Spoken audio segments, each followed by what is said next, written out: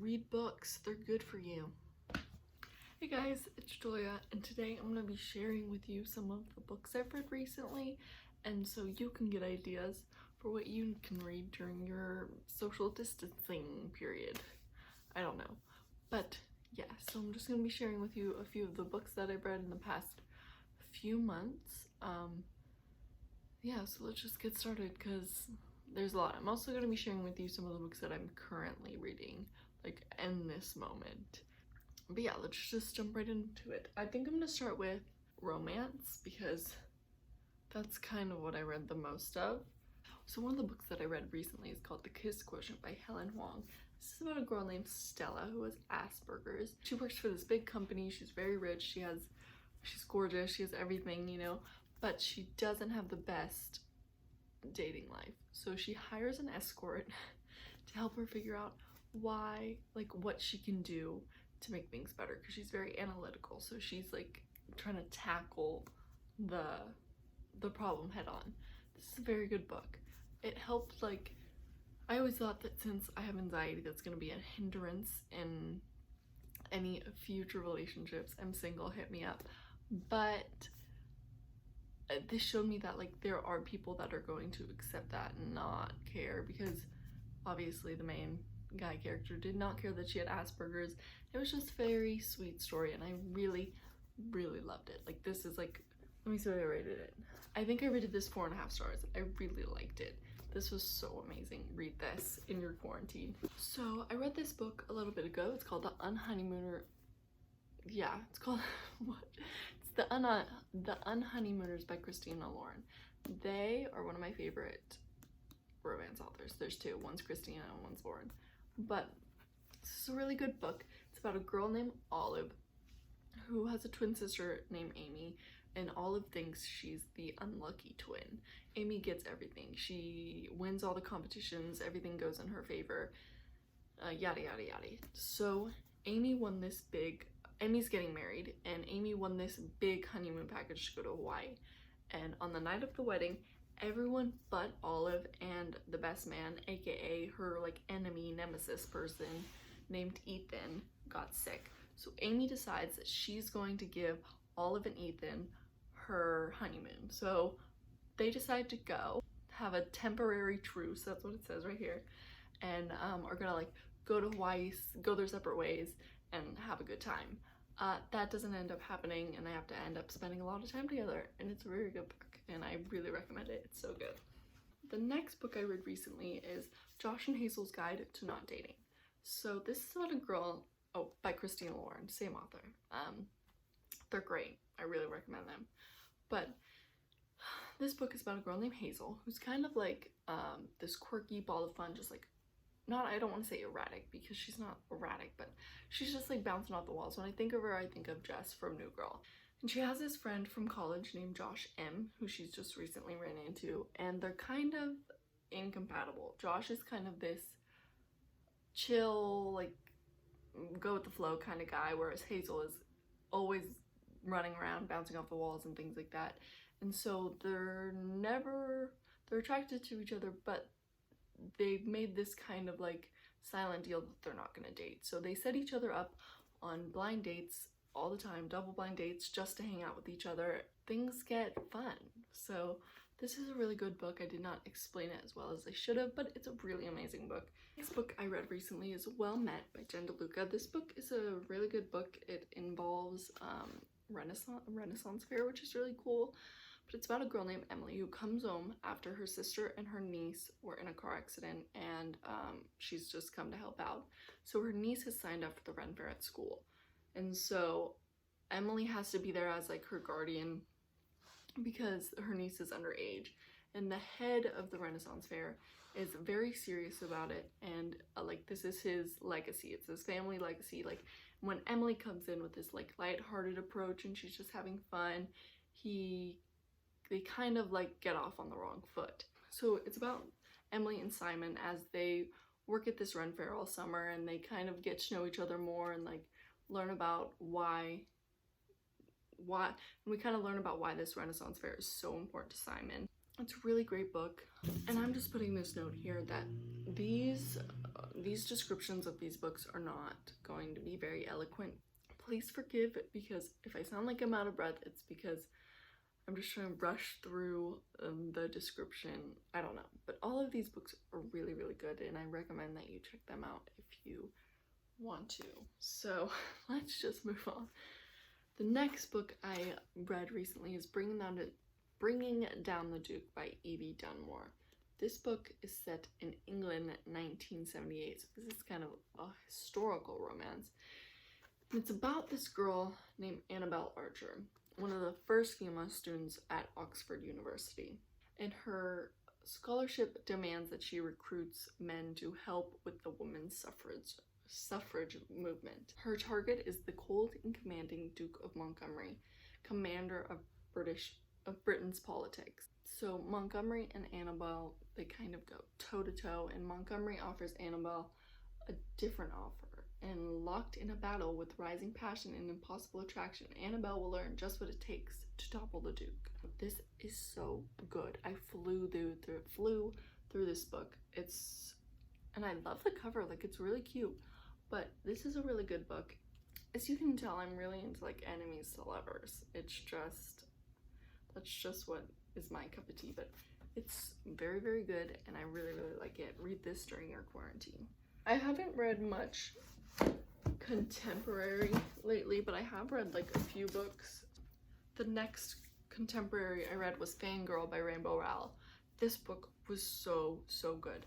I read Carry On before I read Fangirl, so it was kind of cool to see like what like Carry On stemmed from, but this book is so good. It's about a girl named Kath who is a fan fiction writer. She has a twin sister named Ren, I think, and they're about to go to college. Well, no, they're going to college, and Ren has decided that she does not want a room with Kath. She wants to split up, and Kath is like heartbroken. She's like, what, you don't want a room with me? It's kind of going through Kath as she navigates college on her own for the first time in her life. Yeah, she gets some friends, maybe it's a boyfriend, I don't know, but it's very good, and I really recommend this book. One of the books that I read more recently is You'd Be Mine by Erin Hahn.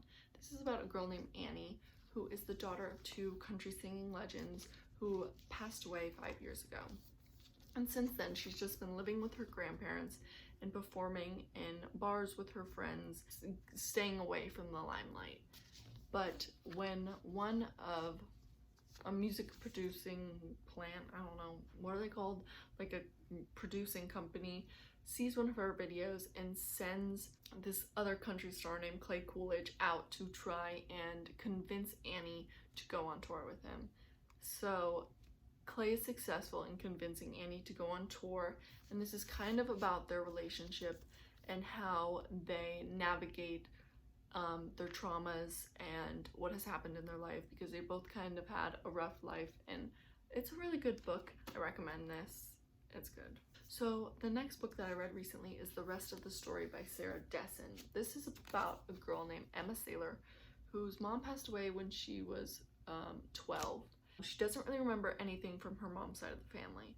So one day when her dad got remarried and has to go on his honeymoon, plans fall through and she has to go and stay with her mom's mom, her grandma. This is a story about how Emma is coming to this lake, to North Lake side, kind of meeting a whole side of her family that she never knew she had, and she falls in love. It's good, very good. I recommend this. This is good. It's a good, like, lighthearted kind of summer read. So that was all of the contemporary I read. I haven't really been feeling contemporary lately. Nothing has been really catching my eye, so if you have any contemporary recommendations, send them my way, and we will just jump right into fantasy. So one of the next books I read recently is The Darkest Part of the Forest by Holly Black. Now this book is about Hazel and her brother Ben, who live in Fairfold, where humans and fae like kind of coexist side by side. And in Fairfold, there's this glass coffin with a fae boy who is said to be a prince and he has been there for decades, asleep. And he's never woken up. And Hazel and Ben have always kind of fantasized and like, fantasized about this boy and how they were his knights and things like that, until they grow up and kind of ditch it and move on. And then one day the prince wakes up, the coffin is empty, and this kind of deals with what happens after that, because Ben and Hazel are kind of entangled with this prince, and it's very good. I really recommend it. If you read The Cruel Prince, this is so good. Or if you read this and then read The Cruel Prince, as I did, and it was so good. So one of the next books I read recently is Cupid's Match by Lauren. I can't pronounce her last name. This is a book published by Wattpad, and it's not a Harry Styles fan fiction, unfortunately. So this book is about a girl named Lila who keeps getting these messages from Cupid's matchmaking service, and she has a boyfriend. She has no need for matchmaking services. So she shows up at the building and she's like, hey, I don't need these. But little does she know that the people that run this matchmaking service are actual Cupids, and she has been matched with a Cupid, and Cupids are not supposed to be matched, but not only is she matched with a Cupid, she's matched with the Cupid. And he has long been thrown out of the Cupid hierarchy or something like that. So like, he's kind of a rogue Cupid. He's Cupid, the rogue Cupid. How many times am I gonna say Cupid? And Lila is matched with Cupid, and she doesn't want to be matched with Cupid, but there's no denying it because they're kind of soulmates. So this is full of action and Cupidness and love, and it's just all the feels, and it's really good. I recommend it. One of the next books I read as one of my favorites is Serpent and Dig by Shelby Mahurin. So it's about this girl named Liv, who's a witch, who's fled from her coven, is living in the city, and she gets mixed up in this weird like stunt, literally tangled with this man named Reed, who is a witch hunter or a chaucer. And they are forced into this marriage, which is weird. They're forced into a marriage, and Lou has to keep a secret that she's a witch. Like, she can't have him find out or he'll kill her. So this is about how they kind of have to figure out how to live together now that they're married, and it's really good. I don't know how to explain it, but it's so good. Binks is down here. Okay, now on to what I'm currently reading. I'm reading Twilight. I'm like almost done with it, but I decided it was time to reread it. Everyone knows what this is about. I'm actually contemplating growing my hair out to be like Bella's length, so I can look like Bella and attract me an Edward, a sweet vampire. Sorry, I'm playing with my cat. But this book, one of my all-time favorites. I love it. I'm trash for trash, so like any trash you get, like, send it over. Next book I'm reading is Blood Heir by Amelie Zhao. This, I'm having trouble getting into it, but I think I'll like it. Like, I'm a little less than halfway. It's good so far, but it's about a girl named Anastasia. I don't know how you pronounce it, but it's about a girl named Anna who had to flee her country. She's a princess, and she had to flee her castle because she's accused of killing her father, and she runs into, or she has to like contact this man about teaming up to help clear her name. And yeah, it's good so far. And the last book that I'm reading is House of Earth and Blood by Sarah J. Maas. This book is so good so far. I'm halfway, like really at the halfway mark, and it's about a girl named Bryce whose best friend Danica has just passed away or been murdered. And it's about how 2 years after Danica has been murdered, these murders start popping up again, and Bryce has been asked to help solve the murders with this angel named Hunt Althalor. I'm not sure how you say his last name, but so far this book is so amazing. I recommend it to anyone order it on Amazon, order it from a local bookstore because, you know, support those local bookshops. So yeah, that was everything that I've read recently. I'm sorry this video is probably so poorly executed, but I have trouble explaining, like I get nervous when I'm trying to explain what books I'm read. So yeah, I don't know. But if you like this video, please give it a thumbs up and subscribe to my channel, and I will see you guys in my next video. Tell me what you want, what you really want, and I'll give it to you. So yeah, I hope you liked this video. I'm probably gonna have to refilm it, but yeah, I hope you liked this video, and if you did, give it a thumbs up, and I will see you guys later. Read books, they're good for you.